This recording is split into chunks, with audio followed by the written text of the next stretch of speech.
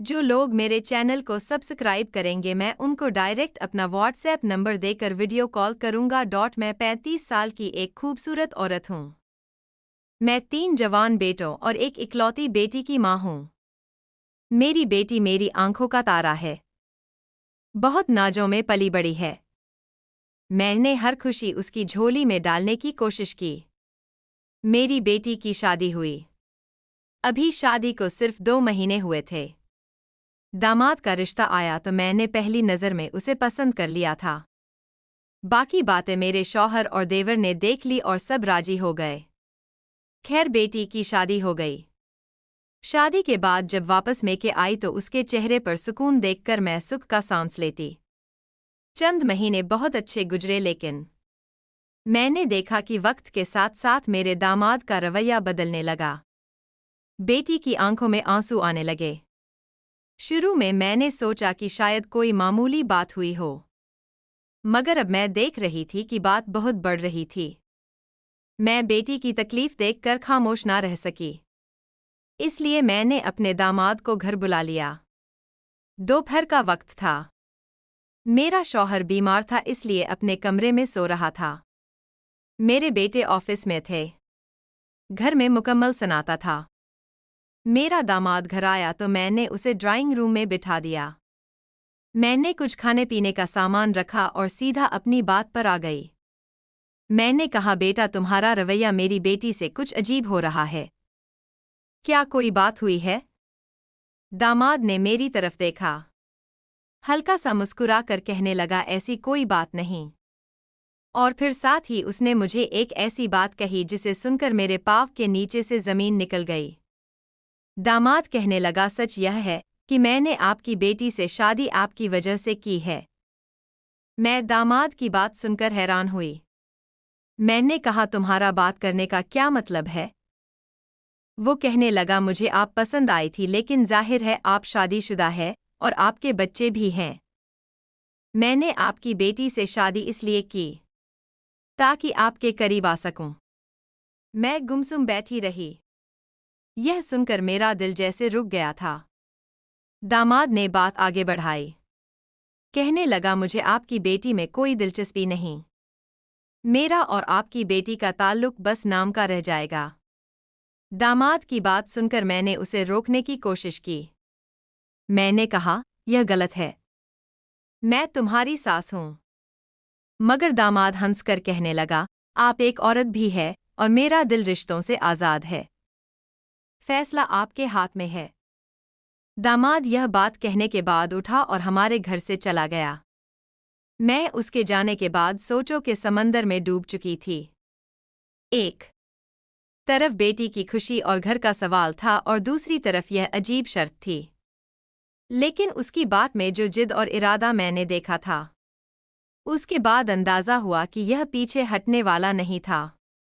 दामाद के जाने के बाद मैं काफ़ी देर तक ड्राइंग रूम में बैठी रही।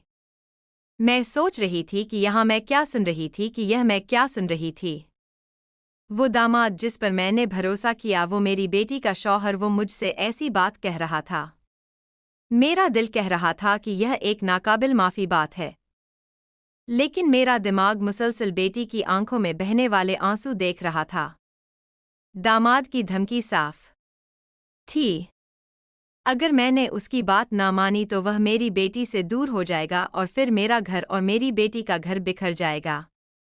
खैर शाम हो रही थी। मैं खिड़की के पास खड़ी बाहर अंधेरे को देख रही थी।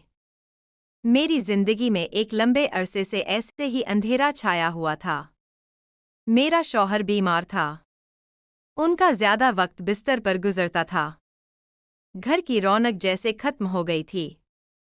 मैं एक औरत थी। मेरे भी जज्बात थे। लेकिन मैंने कभी इनके बारे में सोचने की जरूरत नहीं की थी। मुझे दामाद की बात पर बहुत गुस्सा आ रहा था। दूसरी तरफ अंदर एक खालीपन को यह बात जगा रही थी। मैंने सर झटक कर खुद को समझाया और किचन में जाकर बेटी के लिए खाना बनाने लगी। लेकिन मेरे हाथ कांप रहे थे। इतने ज्यादा कांप रहे थे कि सालन बनाते हुए सालन बाहर गिर रहा था। इस रात में बहुत देर तक जागती रही। दामाद का चेहरा बार बार मेरे सामने आ रहा था और खास करके उसके यह अल्फाज कि मैंने यह शादी आपके लिए की है। अगले 2 दिन मैंने इस मसले पर किसी से कोई बात ना की। यह ऐसी बात थी कि अगर किसी ने सुन ली तो ना सिर्फ मेरा बल्कि बेटी का घर भी उतर सकता था। मैं जानती थी कि मुझे इस बात का फैसला अकेले करना था। खैर 3 दिन के बाद शाम का वक्त था। मैंने खुद दामाद को फ़ोन किया। मेरी आवाज़ में वो शर्म थी जो किसी माँ को अपने बेटे से बात करते हुए महसूस हो सकती है। मैंने गहरा सांस लिया। उसके बाद मैंने कहा, मैंने बहुत सोचा। बेटी की खुशी और अपने घर की खातिर मैं तुम्हारी शर्त मानने को तैयार हूँ। मैंने कहा हाँ, लेकिन मेरी एक शर्त है। मैंने कहा यह सब सिर्फ एक बार होगा। उसके बाद तुम मेरी बेटी के साथ पहले जैसा रवैया रखोगे। मैं यह कदम सिर्फ बेटी की खातिर उठा रही हूँ। वो जोर जोर से हंसने लगा। कहने लगा, फिक्र ना करें। जब वजह बदल जाएगी तो मेरा रवैया खुद ब खुद बदल जाएगा। खैर, मैंने यह बात करने के बाद फ़ोन बंद कर दिया। लेकिन मेरे दिल की धड़कन बहुत तेज थी, जैसे मैंने कोई बहुत बड़ा फैसला कर लिया था। अगली सुबह मैं देर तक सोती रही। ज़हन में बार बार सवाल आ रहा था कि क्या मैं सही कह रही हूँ। लेकिन फिर बेटी का मासूम चेहरा और आंखों का नम होना मुझे याद आता तो मैं अपना दिल सख्त कर लेती। दोपहर को मेरे दामाद का फ़ोन आया। कहने लगा, कल आपकी बेटी फार्म हाउस जा रही है। सुबह 11 बजे निकलेगी और शाम को वापस आएगी। मैं घर पर अकेला आऊँगा।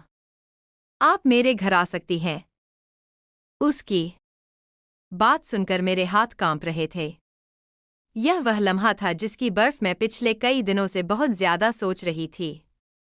मैंने कहा, ठीक है, मैं कल तुम्हारे पास आ जाऊंगी। मेरी बेटी के घर से निकलते ही तुम मुझे कॉल कर देना। अगला दिन जैसे बहुत आहिस्ता गुजर रहा था। मैं सुबह से ही अजीब कैफियत में थी। ना किसी से ज्यादा बात की, ना घर के मामूल के काम किए। जब बेटी तैयार होकर पड़ोस वालों के साथ निकल पड़ी तो मैं अपने दामाद के फ़ोन का इंतज़ार करने लगी। थोड़ी देर के बाद मेरे दामाद का फ़ोन आया। कहने लगा, मैं इंतज़ार कर रहा हूँ। आप जल्दी से आ जाए। मैंने नहाकर हल्का सा मेकअप किया, बाल संवारे और आईने में खुद को देखा। दिल में एक सवाल अब भी मौजूद था कि क्या यह सब वाकई मजबूरी है या मैं दिल से कर रही हूँ। घर से निकलते वक्त मैं डर रही थी कि कहीं मुझे कोई देख ना ले। रास्ता ज्यादा लंबा नहीं था। कुछ ही देर के बाद मेरे दामाद का घर आ चुका था। दामाद ने दरवाज़ा खोला तो चेहरे पर खुशी और एक अजीब सी चमक थी। कहने लगा, अंदर आ जाए। मैं कब से इंतज़ार कर रहा था। मैंने कमरे में कदम रखा। अंदर बहुत खामोशी थी। दामाद ड्राइंग रूम के बजाय सीधा बेडरूम का दरवाज़ा खोल रहा था। कहने लगा, यहाँ बैठे, मैं आपके लिए कुछ लाता हूँ। मेरे दिल की धड़कन बहुत तेज हो रही थी। मेरा दामाद मेरे लिए पीने का शरबत लाया जो मैंने आधे मिनट में खत्म कर दिया। इस वक्त मुझे बार बार सिर्फ अपनी बात याद आ रही थी जो मैंने अपने दामाद से की थी कि सिर्फ एक बार मैं चाहती थी कि इसको और मुझे यह याद रहे कि मैं यह सब अपनी खुशी के लिए नहीं बल्कि बेटी की खुशी के लिए कर रही हूँ।